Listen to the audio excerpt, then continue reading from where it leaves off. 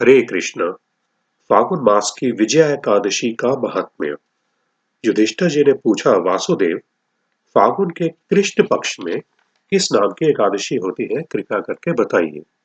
भगवान श्री कृष्ण बोले, युधिष्ठिर, एक बार नारद जी ने कमल के आसन पर विराजमान होने वाले ब्रह्मा जी से प्रश्न किया, सूर्यश्रेष्ठ, फागुन के कृष्ण पक्ष में जो विजया नाम की एकादशी होती है, कृपया उसके पुण्य का वर्णन कीजिए। ब्रह्मा जी ने कहा, नारद सुनो, मैं एक उत्तम कथा सुनाता हूँ जो पापों का अपहरण करने वाली है। यह व्रत बहुत ही प्राचीन, पवित्र और पाप नाशक है। यह विजया नाम की एकादशी राजाओं को विजय प्रदान करती है। इसमें तनिक भी संदेह नहीं है। पूर्व काल की बात है। भगवान श्री रामचंद्र जी 14 वर्षों के लिए वन में गए और वहां पंचवटी में सीता तथा लक्ष्मण के साथ रहने लगे। वहां रहते समय रावण ने चपलतावश विद्यात्मा श्री राम की तपस्विनी पत्नी सीता को हर लिया। उस दुख से श्री राम व्याकुल हो उठे।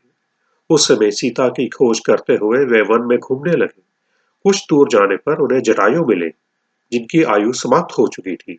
इसके बाद उन्होंने वन के भीतर कबंध नामक राक्षस का वध किया। फिर सुग्रीव के साथ उनकी मित्रता हुई। तत्पश्चात श्री राम के लिए वानरों की सेना एकत्रित हुई। हनुमान जी ने लंका के उद्यान में जाकर सीता जी का दर्शन किया और उन्हें श्री राम की चिन्ह स्वरूप मुद्रिका प्रदान की। यह उन्होंने महान पुरुषार्थ का काम किया था। वहां से लौटकर वे श्री रामचंद्र जी से मिले और लंका का सारा समाचार उनसे निवेदन किया। हनुमान जी की बात सुनकर श्री राम ने सुग्रीव की अनुमति ले लंका को प्रस्थान करने का विचार किया और समुद्र के किनारे पहुंचकर उन्होंने लक्ष्मण से कहा, सुमित्र नंदन, किस पुण्य से इस समुद्र को पार किया जा सकता है? यह अत्यंत अगाध और भयंकर जल जंतुओं से भरा हुआ है। मुझे ऐसा कोई उपाय नहीं दिखाई देता जिससे इसको सुगमता से पार किया जा सके।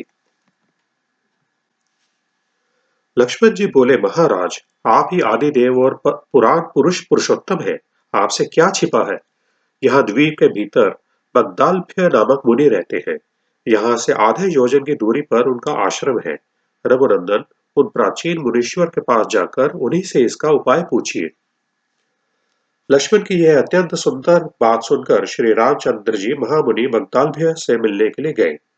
वहां पहुंचकर उन्होंने मस्तक झुकाकर मुनि को प्रणाम किया। मुनि उनको देखते ही पहचान गए कि ये पुराण पुरुषोत्तम श्री राम है, जो किसी कारणवश मानव शरीर में अवतीर्ण हुए हैं। उनके आने से महर्षि को बड़ी प्रसन्नता हुई। उन्होंने पूछा, श्री राम, आपका कैसे यहाँ आगमन हुआ? श्री राम बोले, ब्रह्मन, आपकी कृपा से राक्षसों सहित लंका को जीतने के लिए सेना के साथ समुद्र के किनारे आया हूँ। मुने, अब जिस प्रकार समुद्र पार किया जा सके वह उपाय बताइए। मुझ पर कृपा कीजिए।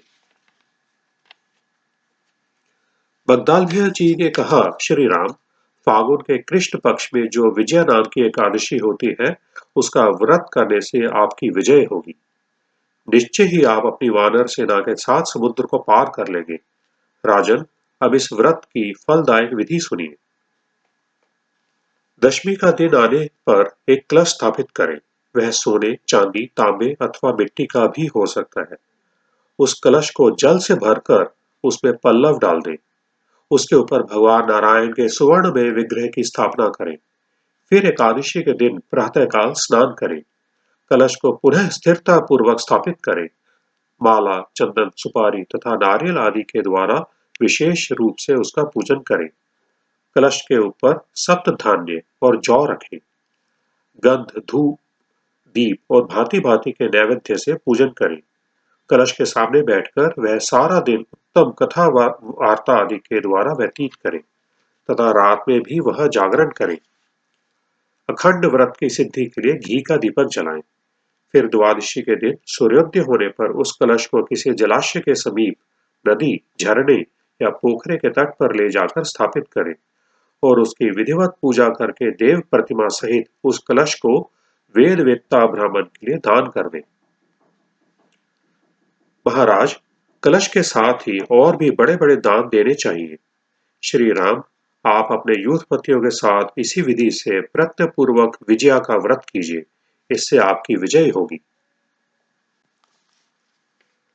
ब्रह्मा जी कहते हैं, नारद, यह सुनकर श्री रामचंद्र जी ने मुनि के कथनानुसार उस समय विजय एकादशी का व्रत किया। उस व्रत के करने से श्री रामचंद्र जी विजयी हुए। उन्होंने संग्राम में रावण को मारा, लंका पर विजय पाई और सीता को प्राप्त किया। बेटा, जो मनुष्य इस विधि से व्रत करते हैं, उन्हें इस लोक में विजय प्राप्त होती है और उनका लोक परलोक भी अक्षय बना रहता है।